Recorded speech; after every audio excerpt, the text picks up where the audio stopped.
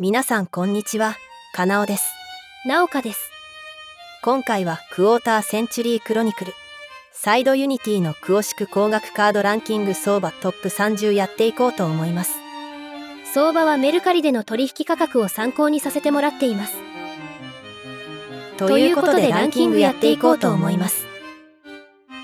29位エレメンタルヒーローシャドウミスト2222円。同率29位ケーガンの魔術師2222円。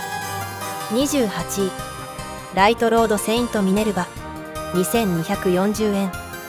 27位ビジョンヒーローバイオン2333円。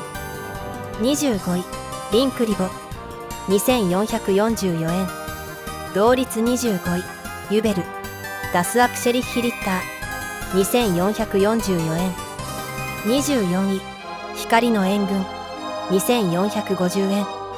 23位デスティニーヒーローディアボリックガイ2499円。22位ヒーローアライブ2500円。21位アロマセラフィローズマリー2580円。20位マジシャンズソウルズ2599円。19位アロマセラフィジャスミン2777円。18位スターダストドラゴン2799円。17位コズミックブレイザードラゴン3000円。16位ヘビーメタルフォーゼエレクトラム3333円。15位アンエイの闇霊使いダルク3380円。14位融合3555円。13位超融合3777円。11位幻想の見習い魔導士4000円。同率11位調律4000円。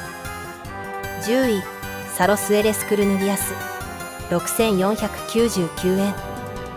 9位メガロギアアーゼウス6777円。8位ブラックマジシャン8888円。